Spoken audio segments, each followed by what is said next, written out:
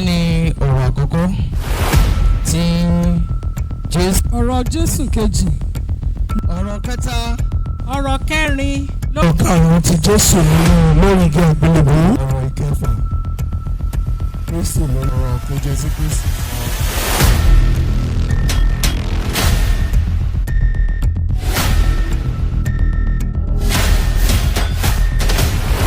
Your life into the hand of your parents, they can easily misuse it. But the only person that you can commit your spirit into his hands, that your spirit is secure, your future is secure, your life is secure, it is the Almighty God.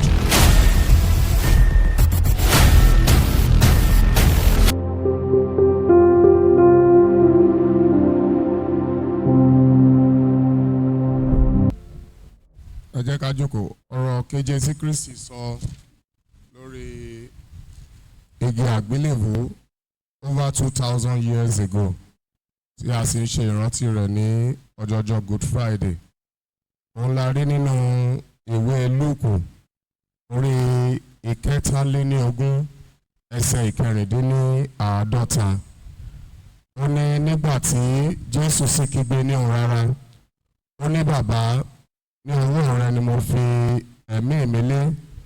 Nígbà tí ó sì wí èyí tán, ó jọ̀wọ́ ẹ̀mí rẹ̀ ní ọwọ́ lọ.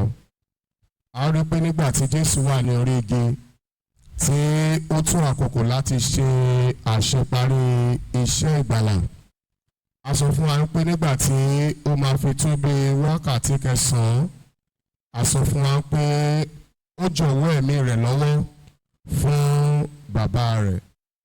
A rí pé jíjọ̀wọ́ ẹ̀mí rẹ̀ lọ́wọ́ ó túmọ̀ sí wípé ó fi ohun gbogbo sí ọwọ́ Ọlọ́run. Bákan náà ni àwa tí a jẹ́ ọmọ Ọlọ́run a ń láti máa fi ohun gbogbo sí ìkáwọ́ rẹ̀, nítorí pé òun lẹni náà tí ó lè bá wa ṣe. A rí pé ọ̀rọ̀ yìí ó jẹ́ àsọtẹ́lẹ̀ èyí tó jẹ́ pé a kọ sílẹ̀ nínú ìwé Psalm 22. A rí pé nígbà tí Jésù jọ̀wọ́ ẹ̀mí rẹ̀ lọ́wọ́ fún bàbá, a rí pé nígbà tó ti ẹ̀kọ́ pé Eli Eli lama sabachthani, a rí pé àwọn sójà tí wọ́n dúró tì í nítorí òye ọ̀rọ̀ Ọlọ́run òye wọ́n sọ pé ó ń pe Èlíjà pé kó wá ràn án lọ́wọ́. Wọn ò mọ̀ dájú wípé Jésù fúnra rẹ̀ bí a ti sọ wípé ó jẹ́ 100% human and 100% God. A dẹ̀ rí pé nígbà tó jọ̀wọ́ ẹ̀mí yẹn láti ṣe iṣẹ́ ìgbàlà gẹ́gẹ́ bí àwọn tí wọ́n ti ṣáájú tí wọ́n ti sọ ọ̀rọ̀ Ọlọ́run. Ṣùgbọ́n ohun tó yẹ kí a dìmú jù nínú ọ̀rọ̀ Ọlọ́run ni wípé nígbà tí a bá ń fi ẹ̀mí wa lé Ọlọ́run lọ́wọ́, ǹjẹ́ a fi ẹ̀mí wa lé lọ́wọ́ tọkàntọkàn? Because àwọn ẹlòmíì máa ń fi ẹ̀mí wọn lé Ọlọ́run lọ́wọ́ partially, but ohun tí Ọlọ́run fẹ́ lọ́wọ́ wa ó ní kí a fi gbogbo rẹ̀ fún.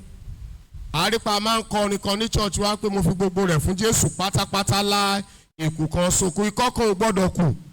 So tá bá sọ pé mo fààyè mi fún Jésù lénìí, so èèyàn gbọ́dọ̀ máa bá lọ títí tí èèyàn máa fi kúrò ní ayé yìí ni. Tí a bá tún wo Psalm 31 verse 1 to 5 náà, a rí pé níbẹ̀ wípé ó fi ìtumọ̀ rẹ̀ lélẹ̀ fún wa pé Jesus committed his spirit unto the hands of God. A dẹ̀ rí pé tá bá ń sọ pé èèyàn fi ẹ̀mí rẹ̀ lọ́wọ́ ènìyàn, ẹni tó lè gbàyàn lèèyàn lè fi ẹ̀mí rẹ̀ lé lọ́wọ́. Èèyàn lè fẹ̀mí ẹ̀ léyàwó ẹ̀ lọ́wọ́, torí tó bá fẹ̀mí rẹ̀ léyàwó rẹ̀ lọ́wọ́, ìyàwó rẹ̀ lè misuse ẹ̀. To commit your spirit into the hands of your husband can misuse it. If you commit your spirit or your life into the hand of your parents, they can easily misuse it.